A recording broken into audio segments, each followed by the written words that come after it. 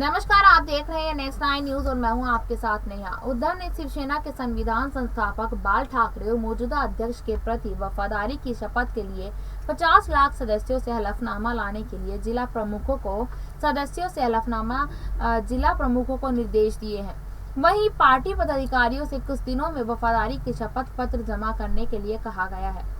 खबर है कि सबसे पहले उप शाखा प्रमुख ठाकरे परिवार की तरफ भरोसा दिखाएंगे। रिपोर्ट के अनुसार सेना नेताओं का कहना है कि इसके जरिए ठाकरे शिंदे कैंप को पार्टी संगठन पर दावा करने से रोकना चाहते हैं। पार्टी के एक वरिष्ठ पदाधिकारी ने बताया है कि सेना के पास करीब 36 लाख प्राथमिक सदस्य हैं, लेकिन आंकड़ा बढ़कर 50 लाख हो सकता है। मंगलवार को हुई बैठक में उद्धव ने जिला प्रमुखों से कहा, अभी वे सत्ता का मजा ले रहे हैं, लेकिन जिस दिन भाजपा को लगेगा कि इन लोगों की अब जरूरत नहीं है तो इन्हें छोड़ दिया जाएगा। हमारे पास रास्ता यही है कि इस मुश्किल समय को बीतने दें। अभी के लिए हम सदस्यता और शपथ पत्र बढ़ाने की ओर ध्यान देंगे। राज्य की राजनीति में क्या हो रहा है उस पर ध्यान न दें। लोग हमारे साथ हैं, उन्हें आपसे प्यार है। लोग बागियों से नाराज हैं। सेना को दोबारा बनाने का यह मौका है। एक बार हम 50 लाख शपथ का आंकड़ा पार कर लेंगे तो हम मुंबई में मीटिंग के लिए मुलाकात करेंगे। फिलहाल 12 सांसद भी शिंदे कैंप का रुख कर चुके हैं। इसके अलावा कुछ जिलों में पार्षदों ने भी पक्ष बदल दिया है। खबरें थी कि सीएम शिंदे की तरफ से भारत निर्वाचन आयोग को पत्र लिख दिया गया। वहीं उद्धव कैंप में भी आयोग में कैविएट दे चुका है और कोर्ट ने पहले सुनवाई की बात कही। आगे की खबर देखिएगा हमारी इस रिपोर्ट में। केंद्रीय सामाजिक न्याय और अधिकारिता राज्य मंत्री रामदास अठावले ने शिवसेना में विभाजन के लिए राज्यसभा सांसद संजय राउत को जिम्मेदार ठहराया है। उन्होंने कहा कि उद्धव ठाकरे ने राउत के इशारे पर भी राष्ट्रवादी कांग्रेस पार्टी के साथ गठबंधन किया था। एक न्यूज एजेंसी एएनआई से बात करते हुए अठावले ने कहा कि शरद पवार नहीं बल्कि संजय राउत ने शिवसेना को तोड़ा है। उद्धव ठाकरे ने संजय राउत के कहने पर ही एनसीपी के साथ जाने का फैसला किया था। केंद्रीय मंत्री ने कहा कि अगर शिवसेना और एनसीपी एक साथ नहीं आती तो भारतीय जनता पार्टी और शिवसेना की सरकार महाराष्ट्र में आ जाती। अठावले ने कहा, अगर शिवसेना और अकांपा एक साथ नहीं आती तो महाविकास आघाड़ी कभी नहीं बनती। ऐसे में महाराष्ट्र में भाजपा और शिवसेना की सरकार होती। इससे पहले महाराष्ट्र के पूर्व मंत्री रामदास कदम ने आरोप लगाया कि एनसीपी प्रमुख शरद पवार ने शिवसेना को तोड़ा और कहा कि शरद पवार ने पार्टी को व्यवस्थित रूप से कमजोर किया है। कदम ने कहा, यह हम में से किसी को भी मंजूर नहीं था कि शिवसेना प्रमुख का बेटा एनसीपी और कांग्रेस के मंत्रियों के साथ बैठे। अगर एकनाथ शिंदे ने यह कदम नहीं उठाया होता तो शिवसेना के पास 10 विधायक भी नहीं होते। उन्होंने कहा कि मैंने पार्टी में 52 साल काम किया और अंत में मुझे निकाल दिया गया। मैं एकनाथ शिंदे के साथ विधायकों को धन्यवाद दूंगा। और इसी बीच राहुल सेवाले ने कहा कि उद्धव ठाकरे बीजेपी के साथ गठबंधन के लिए तैयार थे। इसके लिए प्रधानमंत्री नरेंद्र मोदी के साथ 1 घंटे तक बैठक भी चली, लेकिन शिवसेना के कुछ विधायकों के गतिरोध के कारण ऐसा नहीं हो सका। अठावले ने कहा कि मैंने यह कहा था कि यह बालासाहेब उद्धव ठाकरे के फैसले के खिलाफ है। अगर शुरू में उद्धव ठाकरे बीजेपी के साथ आते और उप मुख्यमंत्री का पद लेते तो कोई गतिरोध नहीं होता। इसी बीच आपको बता दूं कि यहाँ पर शिवसेना में बड़ी बगावत के बीच शरद पवार ने एनसीपी की सभी इकाइयों और प्रकोष्ठों को तत्काल प्रभाव से भंग कर दिया। एनसीपी के राष्ट्रीय महासचिव प्रफुल्ल पटेल ने यह जानकारी दी है। उन्होंने बुधवार रात ट्वीट किया, राष्ट्रीय अध्यक्ष शरद पवार जी की मंजूरी से एनसीपी के सभी प्रकोष्ठों और विभागों को तत्काल प्रभाव से भंग किया। एनसीपी ने जिन विभागों को फोन किया उसमें राष्ट्रवादी महिला कांग्रेस, राष्ट्रवादी यूथ कांग्रेस और राष्ट्रवादी छात्र कांग्रेस शामिल नहीं है।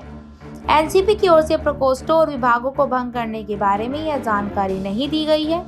एनसीपी ने यह कदम ऐसे वक्त में उठाया जब 3 सप्ताह पहले ये देखा जा रहा था कि महाविकास आघाड़ी सरकार महाराष्ट्र की सत्ता से बेदखल हुई है। इस सरकार में एनसीपी सबसे बड़ी शिवसेना साझेदार के तौर पर शामिल थी। हालांकि सीएम पद पर शिवसेना प्रमुख उद्धव ठाकरे को बिठाया गया था। ऐसे में एनसीपी की इस आंतरिक कार्रवाई को शिवसेना में मचे बवाल से भी जोड़कर देखा जा रहा है। कहा जा रहा है कि शरद पवार एनसीपी में नए लोगों को मौका देने की तैयारी में है। इसी वजह से प्रकोष्ठों और इकाइयों को भंग कर दिया गया है। इनके बारे में जल्दी ही अगला फैसला लिया जाएगा। बता दें कि मराठा छत्र पे शरद पवार ही महाविकास आघाड़ी सरकार के सूत्रधार थे। माना जाता है कि उनकी सलाह पर शिवसेना और कांग्रेस एक मंच पर आते हुए महाविकास आघाड़ी सरकार का हिस्सा बनने के लिए तैयार हुए थे। भाजपा से अलग होकर शिवसेना का एनसीपी और केंद्र कांग्रेस संग सरकार बनाना महाराष्ट्र की सियासत में एक बड़ी घटना थी। दरअसल बाला साहेब ठाकरे के दौर से ही शिवसेना कांग्रेस और एनसीपी के खिलाफ बेहद मुखर रही थी। वहीं भाजपा को स्वाभाविक साझेदार मानती रही थी। ऐसे में भाजपा को छोड़कर इन दलों के साथ सरकार बनाने के फैसले ने लोगों को चौंकाया था। और इसी बीच यहाँ पर बता दूं कि देवेंद्र फडणवीस के बारे में अगर हम बात करें तो यहाँ पर महाराष्ट्र के मुख्यमंत्री देवेंद्र फडणवीस ने जापान के काउंसिल जनरल फुकाहोरी यासुकातो को बुलेट ट्रेन जैसी फास्ट ट्रैकिंग इंफ्रास्ट्रक्चर परियोजना के लिए आश्वासन दिया है। यह project Japan international cooperation agency द्वारा वित्त पोषित है। फडणवीस ने बुधवार को मुंबई में यासुकाता और अन्य जापानी अधिकारियों के साथ बैठक के दौरान यह आश्वासन दिया। बुलेट ट्रेन परियोजना का उद्देश्य अहमदाबाद और मुंबई के बीच हाई स्पीड रेल कॉरिडोर पर 320 किलोमीटर प्रति घंटे की गति से ट्रेन को चलाना है। 508 किलोमीटर की इस दूरी में 12 स्टेशन होंगे। बुलेट ट्रेन से दोनों शहरों के बीच यात्रा के समय को मौजूदा 6 घंटे से घटाकर लगभग 3 घंटे करने की उम्मीद है। रेल मंत्री अश्विनी वैष्णव ने पिछले महीने कहा था कि मैं 2026 में गुजरात में सूरत और बिलीमोरा के बीच देश की पहली बुलेट ट्रेन चलाने के लक्ष्य को प्राप्त करने के लिए आश्वस्त हैं, क्योंकि इस दिशा में अच्छी प्रगति हुई है। हाई स्पीड रेल प्रोजेक्ट के अलावा मुंबई और गुजरात के अहमदाबाद को मुंबई मेट्रो 3 लाइन और मुंबई ट्रांस हार्बर लिंक परियोजना भी जोड़ेगी। इसके लिए GICA की फंडिंग भी आ रही है। एक बार पूरा हो जाने के बाद MTHL देश का सबसे लंबा समुद्री पुल होगा, जिसकी लंबाई 21 किलोमीटर होगी। यासुकाता के अलावा मिशन के डिप्टी कनेकोताली शहरों और अन्य वरिष्ठ जापानी अधिकारी भी बैठक में उपलब्ध थे। फडणवीस ने एक सोशल मीडिया पोस्ट में कहा, हमने GICA द्वारा वित्त पोषित परियोजना जैसे बुलेट ट्रेन, MTHL और मेट्रो 3 लाइन पर चर्चा की। मैंने आश्वासन दिया कि यह सरकार इन सभी परियोजनाओं को तेजी से ट्रैक करने और समय पर पूरा करने के लिए प्रतिबद्ध है। अब देखिए यहाँ पर कि उद्धव ठाकरे का मराठी वोट बटा तो उनको उत्तर भारतीय लोग क्यों याद आए।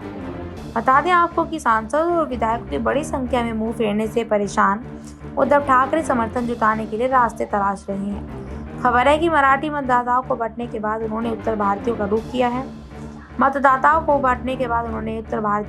किया है। इसे लेकर ठाकरे ने मंगलवार को मुंबई में रहने वाले उत्तर भारतीयों के साथ बैठक की है। खास बात है कि फूट के बाद शिवसेना के लिए ब्रह्म मुंबई की राह आसान नजर हो जाएगी। एक रिपोर्ट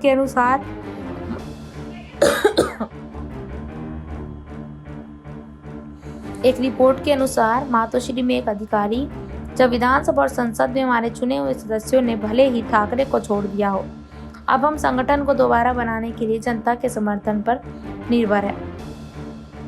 पार्टी में हुई बगावत के बाद BMC पर शिवसेना का 3 दशक का नियंत्रण भी संकट में नजर आ रहा है।